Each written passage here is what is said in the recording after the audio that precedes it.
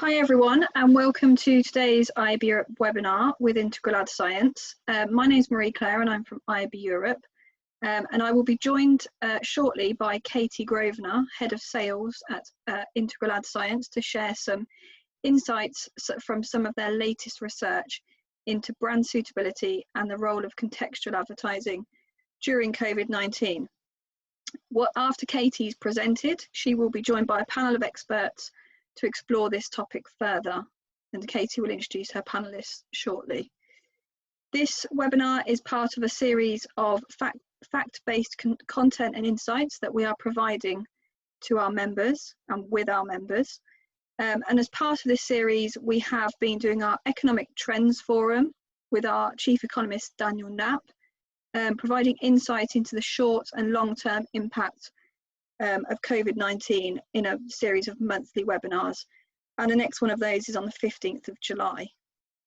So before we kick off, we just want to quickly establish the audience breakdown of today's attendees. So I'm just going to quickly launch a very short poll on everyone's screen, and if you could just take a second to indicate the stakeholder group that you represent, that would be great. Just so we have an idea of who's on. And we will be launching some other polls throughout today's session and throughout Katie's presentation. So we do appreciate your participation in these. So I'm just going to give it a couple more seconds.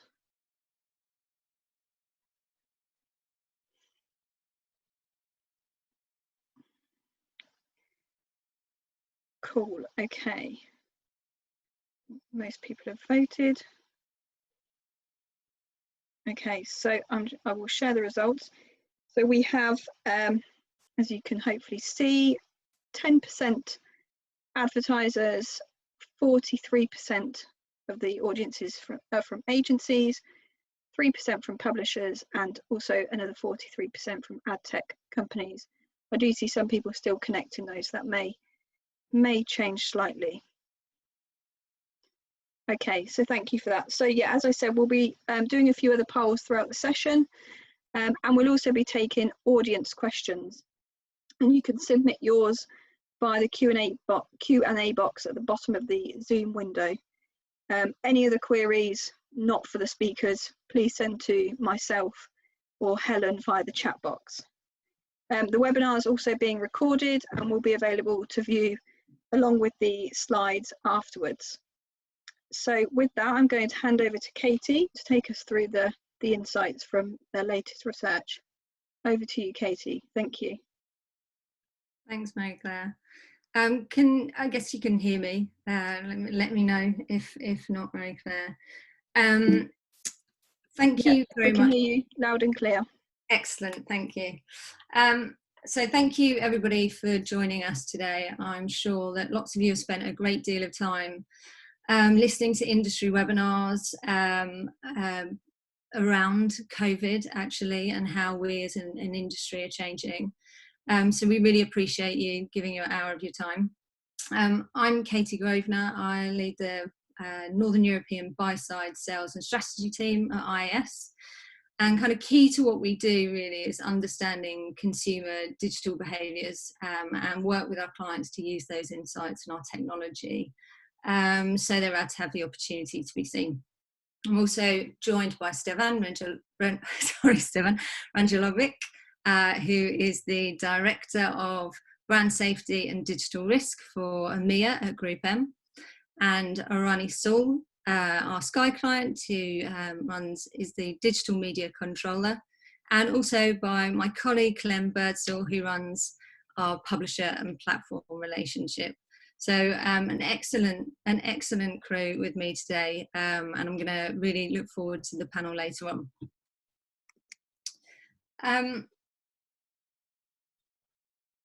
What we're going to talk about today is the role of contextual advertising, both now and during the pandemic, but also moving forward, given the further challenges that we face around data privacy and reaching consumers.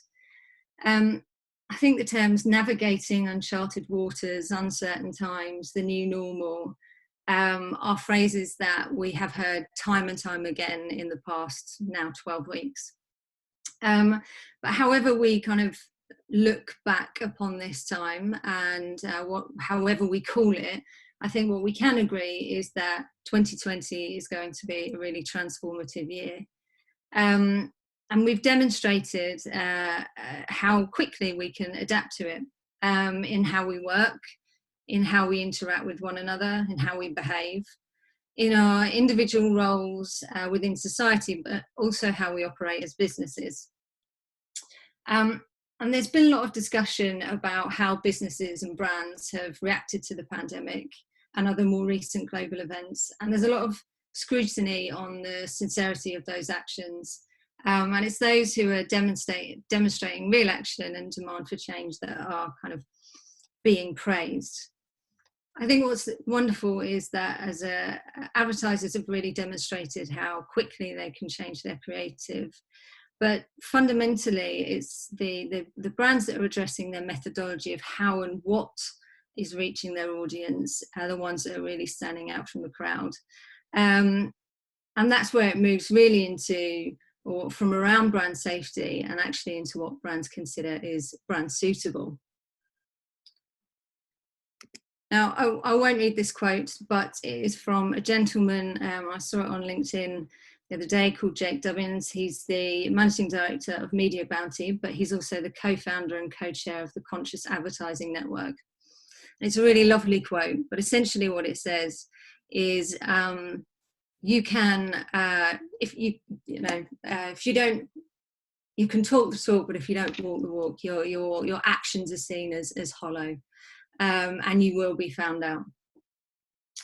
So before we move on into our first section, which is going to be around content quality, we have another poll.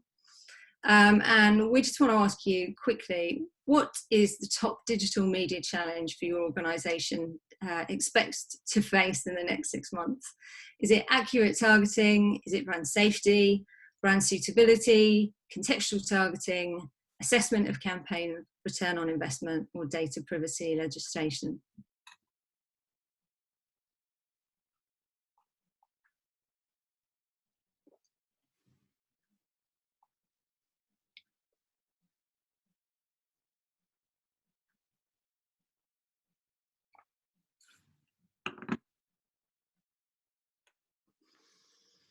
So, what's the poll saying?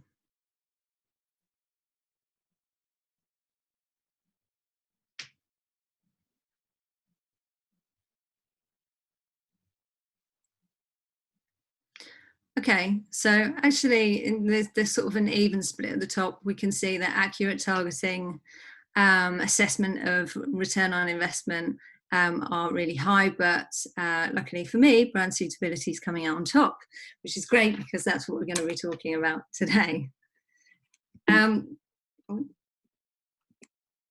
So as I sort of alluded to, there's a great deal of discussion on broad brushstroke practices when it comes to implementing technology, and that's rightly so.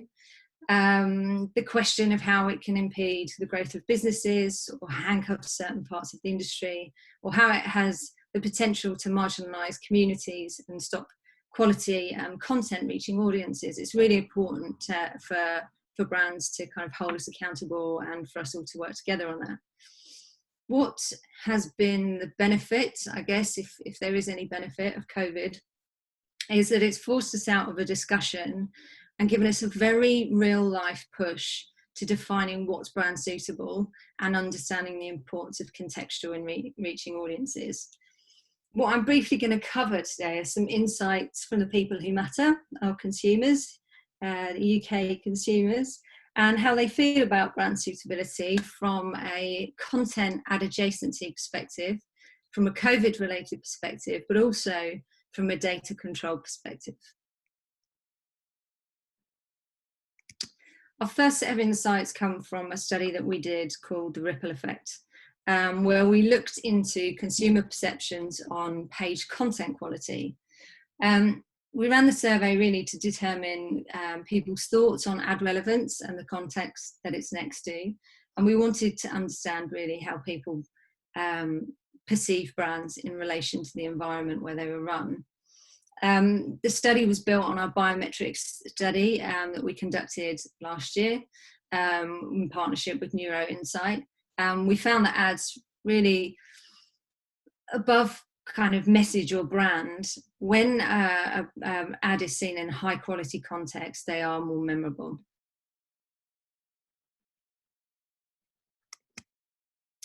Unsurprisingly, in our study, we found that content quality matters. And despite the volume of content that we consume and the speed at which we do so, the environment where an ad is placed is extremely important to consumers. And in fact, 91% of people who responded to our study consider it even more important, albeit slightly, than whether the ad was actually relevant to them. So with context being equally, if not slightly more important as relevancy, getting that balance of what and where is important. I don't think that's a big reveal to anyone here, for those who worked in advertising for a long time. But what there is an opportunity to build connections with consumers digitally by not only messaging them with relevant ads, but also ensuring the high quality of the content in which those ads are placed. So not only is environment important, but when we asked the respondents about engagement levels, they said that they'd engage with online ads if they're surrounded by a high quality content.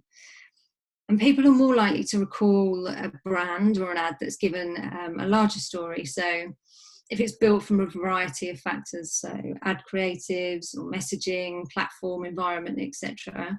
Ultimately, the placement of ad becomes increasingly crucial when defining its memorable context.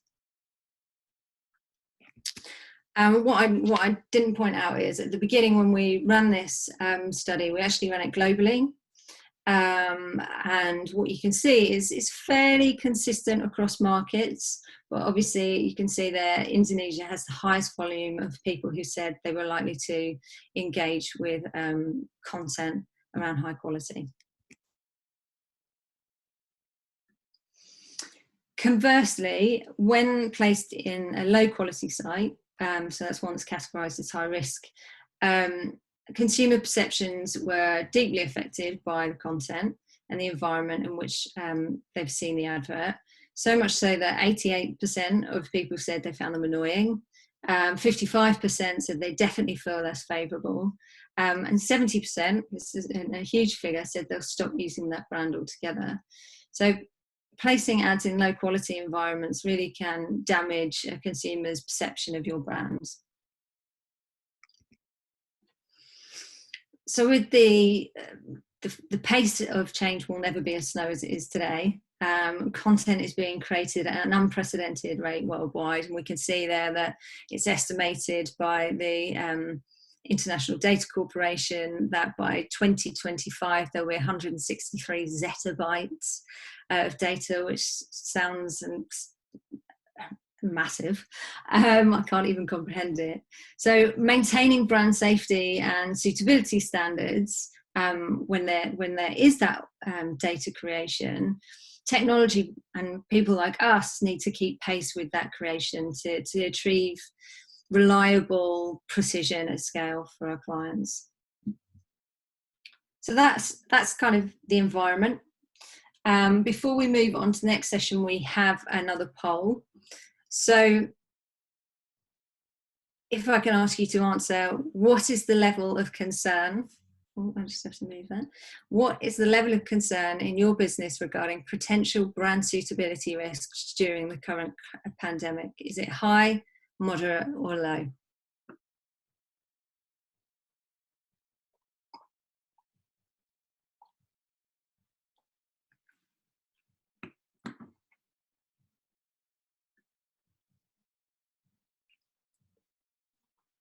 What are the polls saying?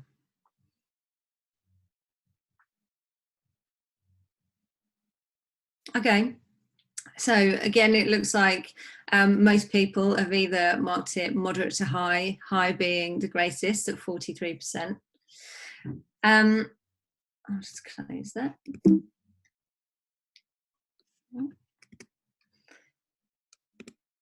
So the first set of research looked at environment specifically, but over the course of the past 12 weeks, we've conducted a lot of research to understand how people's perception concerning digital ads and coronavirus content online. And obviously, there's a significant amount of content with global news coverage of the pandemic kind of dominating media, understandably. And in the current climate, kind of the broad overview is that we found people don't expect brands to stop advertising. But what they do is recognise when a brand has made an effort to kind of appear in a suitable environment or with the right message. And with the increase in engaged audiences online throughout the day, there are opportunities for both marketers and publishers to make those sort of deeper connections.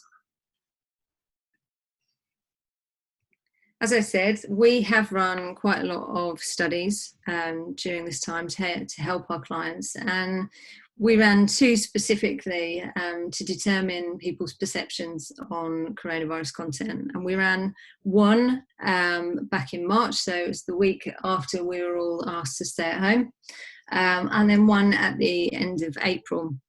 So we could see kind of the change in how people perceived it. I think it's fair to say that there's no guide to tell us how to navigate such an unprecedented moment for the world. It's a new situation for all of us, whether you're a brand or a business, an employee or a customer.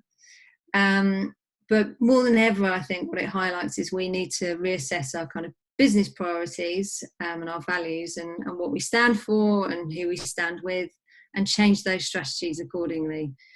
And positively, obviously, even before the pandemic, the industry was coming together with the WFA bringing advertisers and agencies and media companies together to improve digital safety.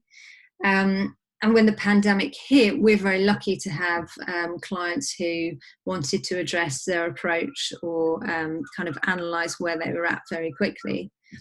And then in mid-April, again, encouragingly, the government acknowledged that there were challenges in the digital advertising industry.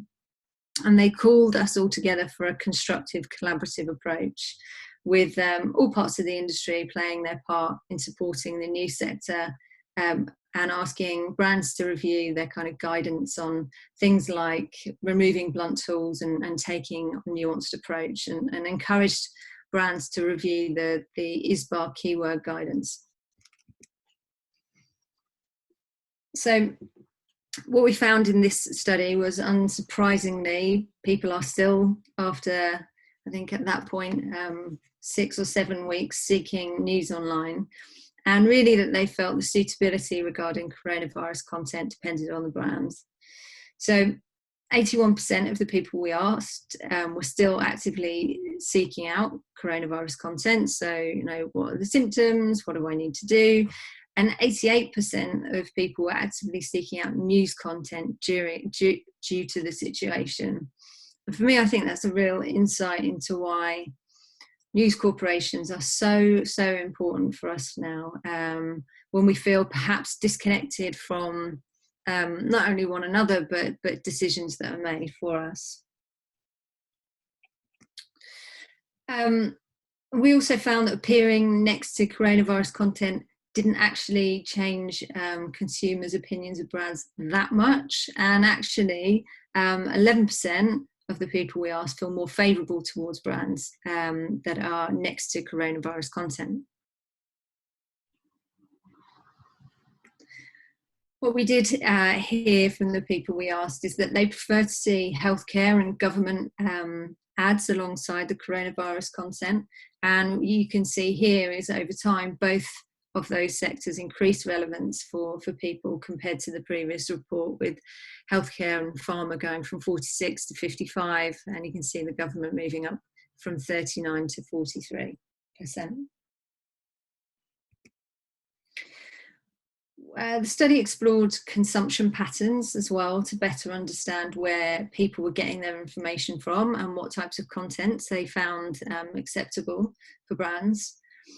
And what we found is when seeking out information on coronavirus, people were more likely to engage with ads next to coronavirus content if it was seen on a premium or recognisable news source. And actually 91% of people we asked said they prefer premium news and publishing sites when consuming coronavirus content. And I think that's perhaps a feeling of that's where we're getting real trustworthy information about the pandemic.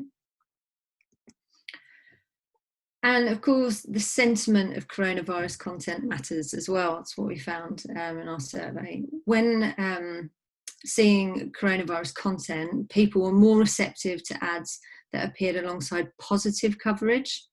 So we explored whether people's perception is influenced by the sentiment of the news headlines they run against. So people were shown coronavirus news with positive and negative headlines. And as the sentiment of those headlines became more positive, so did people's reactions to them. And finally, I don't think it's a surprise, but of course, creative matters. We explored how people felt about messaging, and consumers' sort of sentiment changed towards brands if their ads featured different messages alongside corona content. And actually 44% of people said they'd feel more favourable towards brand if they had an ad that provided information to help the public deal with the situation. Or, you know, some brands that have really come to the fore are the ones that have shown support for the NHS, for instance, when people really feel like those brands are getting behind important parts of our society. So that's COVID or context in a time of crisis. We'll move on to control, but before we do that, we have another poll for you. So it would be great to understand what the level of concern in your business is regarding increased privacy regulations and the impacts on reaching consumers. So is it high, moderate, or low?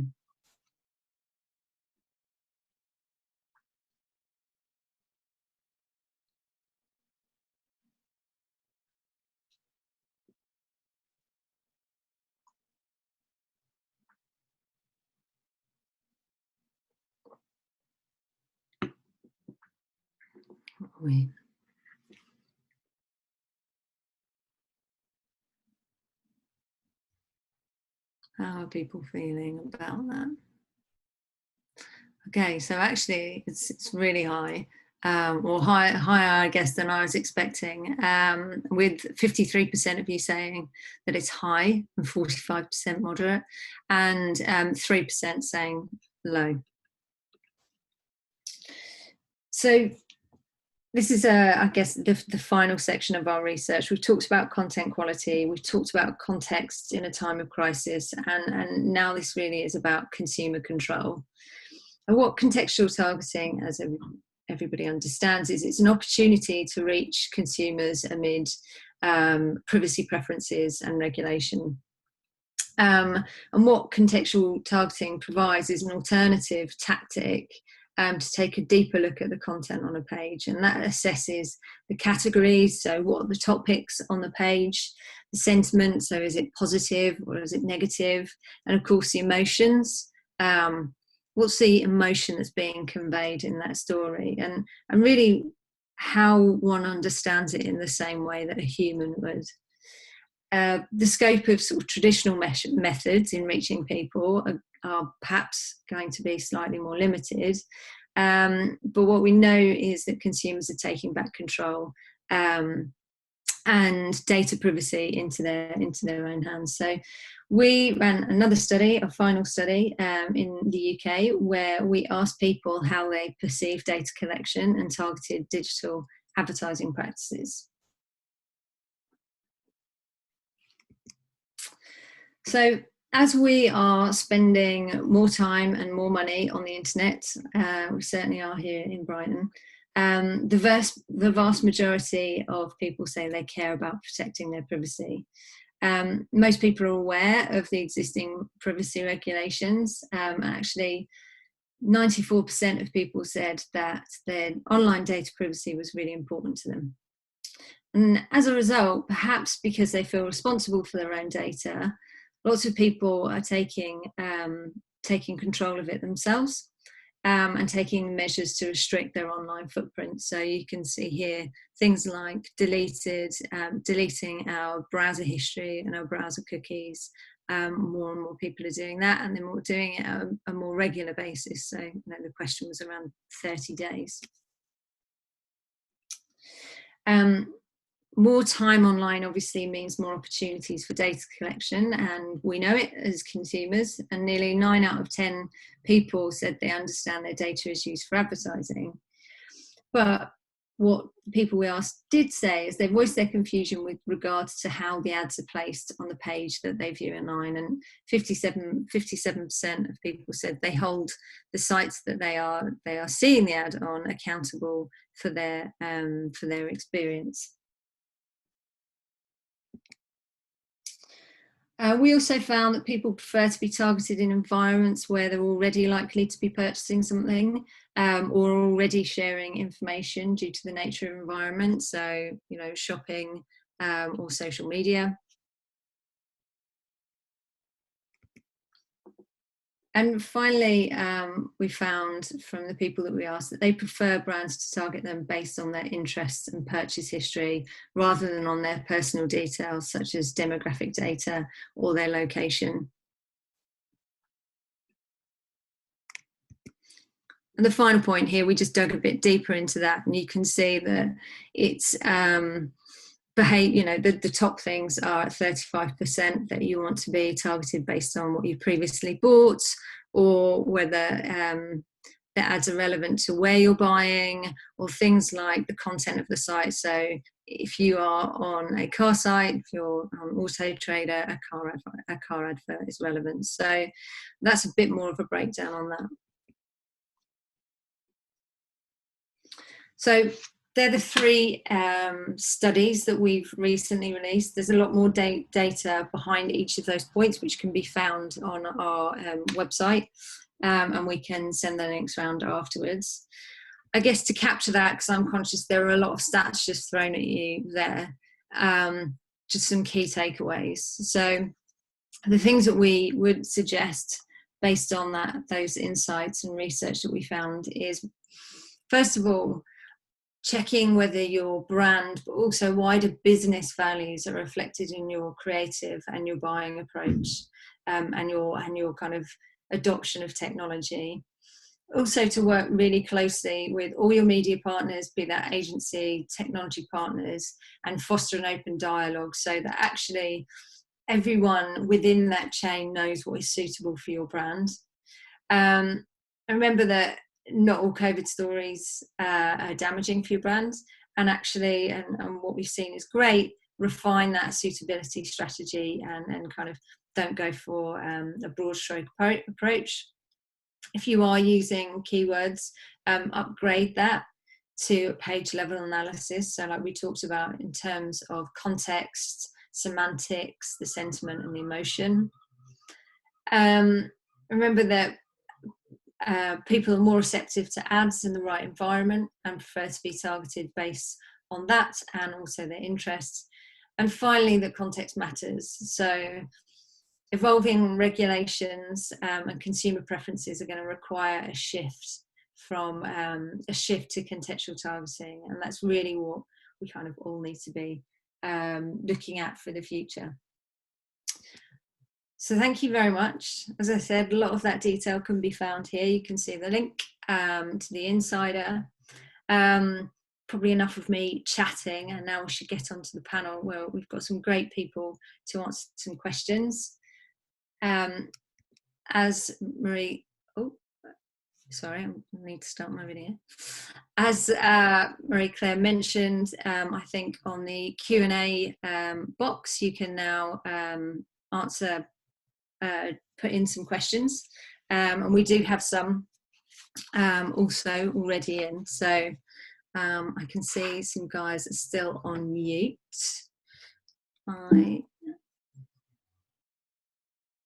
Let's see, have we got everybody? Hello. Hey, shall I stop sharing my screen, Mary Claire, so we can see everybody's face? Yeah, I think that would be best. Katie, thanks. Brilliant. Okay, great. So I've had some questions already in, and I guess we'll start with one of the big ones. We've obviously all seen a reduction in media spend over the past few months. It's completely, obviously, understandable. But as advertisers reduce their spend, and Stefan, I guess we'll start with you, how can they make sure that every impression is working harder and use metrics like viewability to make a greater impact? Thank you for the question. So the North Star of media quality, of effectively the media buying, remains the same during the pandemic as well, which is invest in quality content. From the Group M perspective, what we consider to be quality, it means highly viewable in the appropriate, suitable, brand-safe environment, low or no fraud, good user experience, and also privacy-friendly environment, and and underpinned with third-party verification. I know it sounds like a lot of things, but it is effectively a quality environment.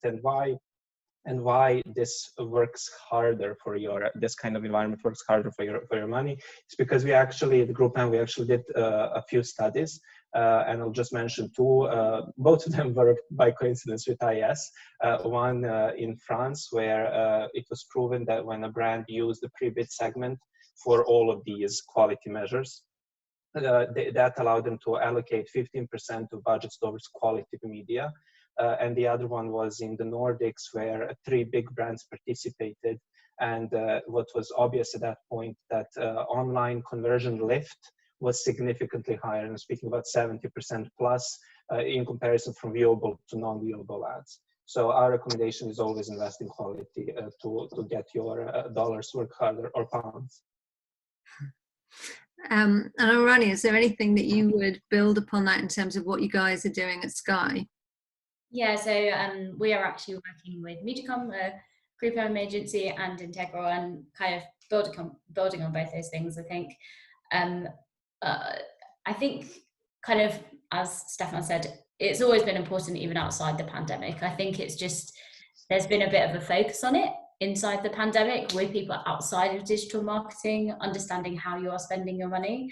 I think there are a lot of metrics that you can look at, whether that be viewability, view-through rate. I think they all play its part, but how it ends in our kind of end business goal, whether that be driving consideration or sales, I think that's what we really want to achieve. I think it's understanding those metrics and what story they tell. So for me, viewability is really important, but it should definitely be one of those hygiene things of, I expect great viewability. I don't, expecting less than that isn't really on the table. But then from that, I want to understand where the quality is and how I can then drive the end business goals.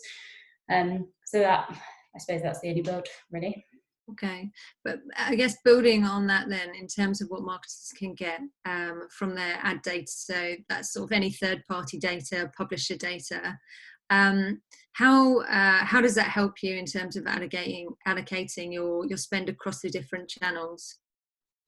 I think for me, like, that publisher data is important and is probably going to grow, and it's important, particularly with the depletion of the cookie. So I think understanding that context and the audience data and what we bring to that is really important.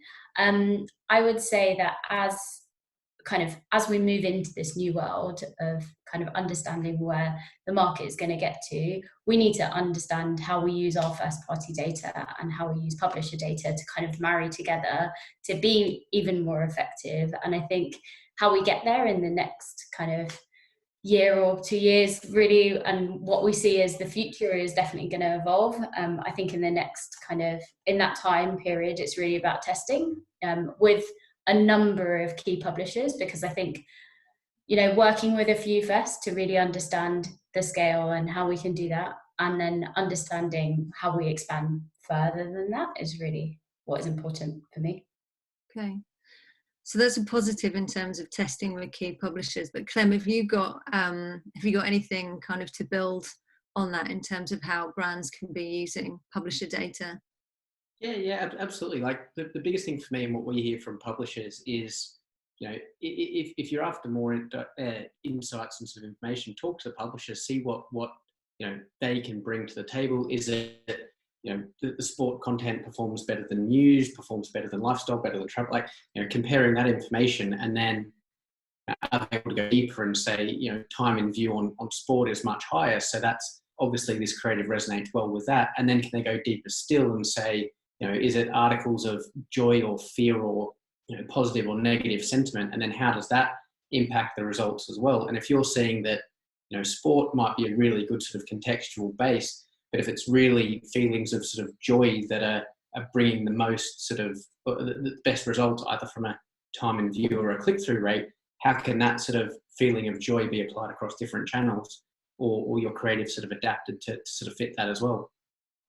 I think, sorry, just building on that one, is I think publishers have interesting data that you don't really think of as a brand. Like, so I suppose there's obvious ones of, if we are advertising Sky Sports, we presume it's going to work well with from a sports context. I think the thing that they can always also bring and add to that story is, what are the other attributes that their users bring to the table that we might not have known? So I don't know, random example, but they might have all really liked gardening or over-indexed for gardening. So that might be something that you can bring together and think about differently and filter back into your creative thinking. Yeah, absolutely. Cool, thank you. So that's sort of thinking about some of the metrics and data points, but and Stefan, I know this question is your bread and butter, but in terms of when it comes to brand safety, obviously for a long time now, marketers have been calling for trust and transparency in the market. There's a lot of work being done on that. When you're talking to your clients, how important is it for you and them to prioritize that shift out of sort of a brand safety approach and into more of a brand suitability approach? It's very important. And before I get to that point, what I would like to make clear is that often we tend to think that because we are shifting towards brand suitability, as if brand safety does no longer apply and does not exist. That is, I would like to refute that, because brand safety is an absolute minimum. It's the floor of all the bad content we do not want to be associated with. Then it comes to suitability, and that's where the nuance is important. And that's where it's really important to get it right. Because why? Because for two reasons. One is different clients have different risk appetite. So you have low, medium, and high.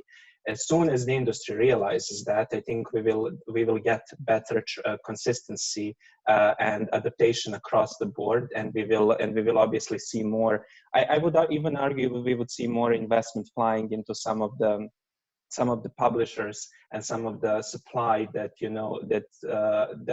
that should fit in one of the boxes more or less.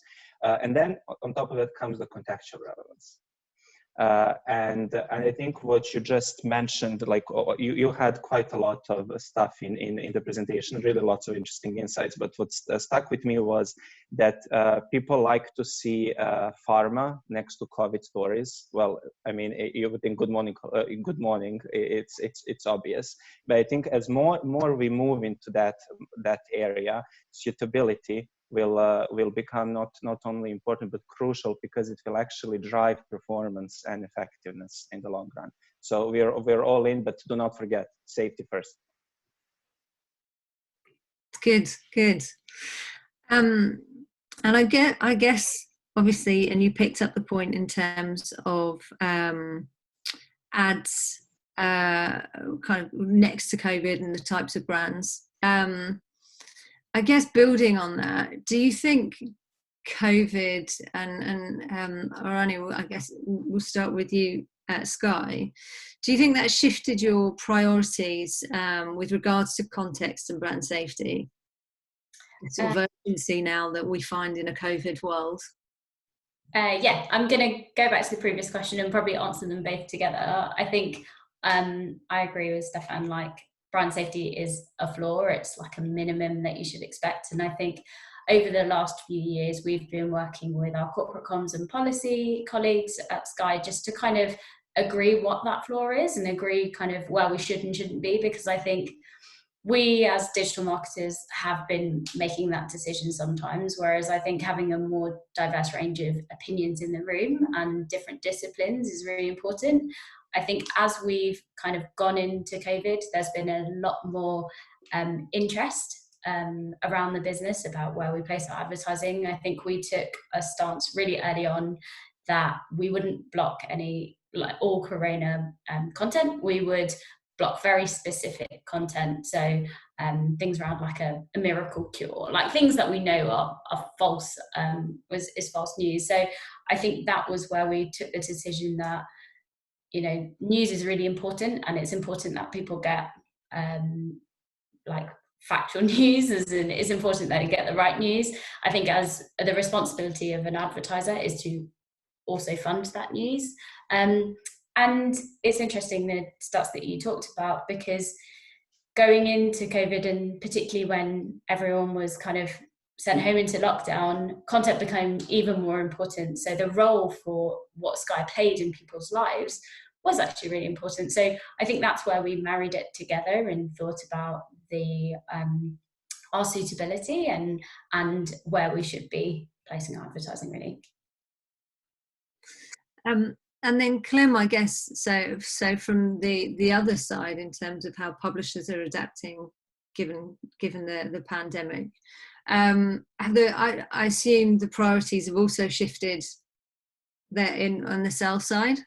Yeah, absolutely. Like if COVID's done anything, or the coronavirus pandemic has done anything, it's highlighted that if brands don't want to appear around content, that they won't, like they'll block it, or they'll pull spend. And you know, as Ariane mentioned, you know, publishers sort of were caught in this perfect storm where there was so many more people coming to their sites, building supply, and you know, they had this huge pool of inventory, but with advertisers pulling back at the same time and, you know, pausing and pivoting, that you had this increase in supply, drop in demand, and as a result, you know, publishers that were reliant on open market revenue especially just saw floor prices absolutely plummet, whereas publishers that sort of had PMPs, PG deals and direct deals, and sort of had that one-to-one connection with their either the advertisers, the agencies, the brands themselves, you know, they were able to sort of educate and avoid particular types of content, or explain to them why they are booking news content in the first place. And I guess using just that sort of relationship to you know, not just allow money to withdraw and advertisers to back out, but working with them in a partnership through, I guess, the options that are available, given the, I guess, obvious importance of news content throughout the situation. Okay, so really, from a publisher perspective, I guess it's that having that relationship directly with the brands and the agencies to have that conversation. Stefan, in terms of from your perspective, what do you think the publishers need to do to be reassuring brands? I think a lot of publishers are already doing that, to be honest. I mean, I work very closely with our group and UK media team, and I know they are, since the pandemic, even before, obviously, they've been in close touch with all publishers, and lots of publishers have already implemented their own suitability brand safety solutions at their end, so they monetize the content. They don't monetize all content; they monetize only the content that meets certain criteria. I think what would be great to see from publishers even more, and is, you know, more studies and more proof from what we already have, because we have a lot, is to tell us how much engagement on hard news actually drives brand effectiveness, brand lift, sales, etc. And I think more information we have, more informed decisions we can make. Because for the moment we are, I mean, I can speak from Group M perspective. Since the very beginning, actually since last year, we've been we've been very closely working with the industry on the keyword blocking guidance. We've been promoting news publishers throughout our channels, etc. So this is not a matter of willingness. I think there is a great willingness, but also there has to be acceptance that certain advertisers just do not like to run an Easter egg ad next to Corona content, just because it's not suitable. So, you know, it's really a conversation, awareness raising, and I think the pandemic, for better or worse, has boosted that conversation, which I feel is advancing now even beyond Corona. So now we're discussing also things such as discrimination and etc. And I'm very encouraged. I think we need to be faster and better at it, but I'm encouraged that, you know, those conversations are actually happening. Yeah. And building on that, then, obviously you talked about the more information you have, the more informed you are, the more informed decisions you can make. Are there any sort of particular success stories that stand out of brands that you're working with in terms of contextual targeting in a COVID content? I suppose you're looking at me because I can't see next to yes, the screen. I'm looking at you. Yes, I know for a few brands, I won't disclose names, but I know brands who actually targeted specifically all Corona content because they had specific message about masks. They wanted to be helpful, because the first thing all brands were told at the beginning, you have to, if you want to advertise now, you need to be helpful. So a lot of brands wanted to be helpful, and they actually targeted all Corona content.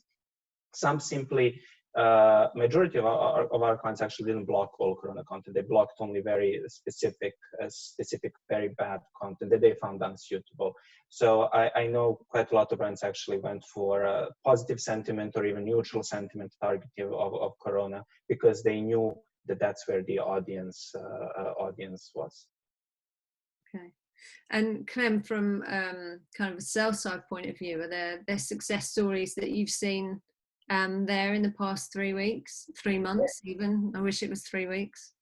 Yeah, absolutely. So in the two that really spring to mind are News UK and Ozone. So the guys at News UK, they were able to offer all of their programmatic clients, either on PG, PMP or direct deal basis, the option to, and they were proactively going to these sort of buyers and saying, do you want to avoid all coronavirus content, just negative coronavirus content, or leave the data set up as it is? And they were getting brands coming in and saying, oh yeah, I would actually like to avoid just the negative side of things, which was a huge win, because it's not blanket blocking, and going proactively builds that sort of that trust that the agency has, or the buyer has with the publisher themselves. They're not just another PMP on a list, or another sort of line in a line item in a media plan. It's someone who's actually helping them make their job easier, give them something to take back to a brand, and really sort of working with them to get through it. And I guess Ozone was the other one where they won a big government campaign, I'm told, where the UK government and other government bodies really wanted to go where the eyeballs were to get their messages out there, and they recognised that news publishers are where people are going. They're a credible source. It's a quality environment, and they've sort of really worked with the news brands to make sure that that's where they're going to get their message out. Okay, cool. I guess so obviously we've had a lot of conversation around brand suitability and COVID, but moving on to the final statistics that we saw, which was around kind of privacy and the depletion of third-party cookie. Clem, if we just stick with you, what impact do you expect that to have on contextual advertising? Yeah, I mean, publishers are in a really good position, particularly publishers that have subscriber data and login IDs. And I mean, any sort of level of data that you can add towards a user or a campaign or a segment or anything like that is going to be helpful. The publisher who can, as I sort of mentioned earlier, the publishers who can bring up that sort of level of granularity in terms of sentiment or emotions or anything like that, and start applying that, have a real leg up on advertisers who have relied solely on behavioural segments. And someone visiting a travel site 2 times, so they're a travel intender, versus someone who's actively going through these sort of deeply understanding the better by a long way. And publishers already understand their audiences quite well, and contextual only helps deepen that understanding and deepen benefit that they can provide their advertisers. Okay. And 7, how would you be looking at this in terms of impact? I mean, the impact is large, and I'm not going to speak about all of the angles. I think one particular angle that, from the brand safety perspective and suitability, is something that we need to consider. Is, as you know, a lot of the verification these days is actually done through processing of some kind of a personal data, be it a cookie, the IP address, something. As we move away from, as we have less and less access to that kind of data, and as there are more and more companies who are offering data at aggregate level, we are slightly concerned what kind of impact that will have on third-party verification and independent measurement, which is the cornerstone really of our industry. However, we do hope, and we are working very closely with things such as REARC in the US and the IAB Tech Lab and IAB UK as well, because there are some indications that some of the techniques such as federated learning may be able to help us still get the independent measurement in a privacy-friendly world, and that's our hope. We have had, I can see we've got 5 minutes left, and I've got a couple of questions. There is one that was on the Q&A on the chat there, and it asks, what's the viewability level you're expecting from publishers? And I guess this is one for all of us. I don't know if anybody would like to go first. I can say it really depends from the market. It depends on a campaign. There are different levels of viewability adoption in different markets, and I think really what we as a group are advocating for the moment is a full adoption of SDK assets that would allow us actually to measure viewability in app and also of video, because in many markets this is problematic. So we obviously have to address this as an industry, because if we want to claim that there is quality, we must be able to measure that quality first. Yeah, absolutely. I mean, one thing that we talk about is time in view metrics as well. It is important that an ad is seen. Absolutely, of course it is. But how long has that ad been seen for? And where's sort of the sweet spot of a time in view metric, and what kind of has the best impact? So, sorry, one thing that I was going to add to that time in view, I think over the last few years we've looked at some of that data to understand how we should be using that in our creative. I think, gone are the days where people think you'll watch the whole ad or see the whole ad, and how do you use that information to think differently about how you create your creative? Maybe getting the information in as short as time as possible, or having that really clear message.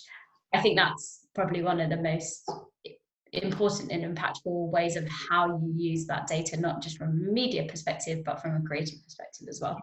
Yeah, and of course that can depend on the type of product, what the brand is, where that creative is placed in terms of what platform that on. I think we've got time for one more question, and I'm going to go up here a bit. And I think it's one for everybody, actually, and we'll probably, if everybody can answer it, if they wish. So, and it sort of goes back to the first point that you made, Sevan, around the things that are important. So that's brand safety, obviously, ad fraud, the lack of transparency. I personally feel, even in the kind of short time that I've been in sort of the verification space, that we have made improvements as an industry, and we sort of talked about a bit about that in the presentation. But from each of your perspectives, what is it that's making the real difference in this progress? Who wants to go first? Go for it. There's so many things that have been done. I joined this industry in November 2017, and since then I've seen new initiatives popping up. Coalition for Better Ads, GARM, ads.txt, ads.cert. I mean, everything. Every single bit makes a difference. I know I sound like a politician, but really every single bit does make a difference, because this is not brand safety. It's not deterministic. It is not one big piece to solve. There's so many little things that we are addressing one by one, and also simultaneously. So I wouldn't be able, I think one thing that made the difference is collaboration. I see true collaboration from advertisers to agencies, tech intermediaries, publishers, and that's really encouraging. And I think we will see more and more. We are competitors, yes, but when it comes to these things, because it feels right, we do come together and we are addressing it. Not there yet, but at some point. Yeah, I was just going to say the collaboration is a really interesting point. We work with Group M and with Integra, and how that comes together with the different parties internally at Sky. I think it's also really important, and I'm quite passionate about, it's not something you solve and leave, and it's not something that you just kind of never come back to. I think it's actually something that you should really think about quite often. So, where are the advancements that you can make? What are the things that you should look back on and judge if you've made the right call? And how do you progressively change? Because I think there's something around what is right or wrong now might not be right or wrong in 6 months or a year. So that level of kind of consistency of thinking about the topic for me is important. Yeah, I mean, I would say the level of insights that publishers are able to get nowadays is so much greater. Like previously, a story is being sort of written, say, in a press capacity, and you have no idea. You know how many times the paper's been circulated, but you don't get metrics like dwell time. You don't get metrics on how many people have actually read that article or seen that ad. So having that sort of, I guess, transparency over performance is such a big driver for a publisher perspective. And especially when you can add in things like context and beginning to get those sort of deeper understandings that have never been available in any media channel, to really understand, joy, fear, and emotions and things like that, has never really been possible. And the sort of possibilities that offers publishers and brands and everything like that, just, it gets me excited a little bit. And I mean, I think like all of those things are absolutely right. And I mean, I guess my add to that is it feels like people are sitting up and listening. And there are some significant changes within advertising that needs to happen, and the greater society and world. And I feel like people are engaged. And it feels like there's an engaged conversation, which is why we're taking, we in our small world, but also outside of that, more responsibility. So I think we're up on time. So Marie-Claire, is there anything else that I should be adding? I'm impressed we've kept to the hour. I think that was a really really great discussion. So thank you, everyone. And I think with that, I just have to thank obviously Katie and Integral Ad Science for taking the time to share the insights from your research, and also Clem, Arani and Stefan for joining the discussion. We will close the webinar now. I think just as mentioned at the beginning, this is part of a series of things that we're doing around COVID-19 to help provide more insights into the pandemic. We do have a webinar on the 15th of July with our Chief Economist, Daniel Knapp, providing an update on the economic impact of COVID-19 on our industry. So yeah, do head to the events section on our website to register for that. And then finally, if you could just take a minute or two once the webinar closes to complete the feedback survey, that would be super helpful. But otherwise, thank you very much to everyone for joining and to our speakers. Thank you. Bye. Thanks, everyone. Thank you. Have a good Bye-bye. afternoon. Bye. Take care.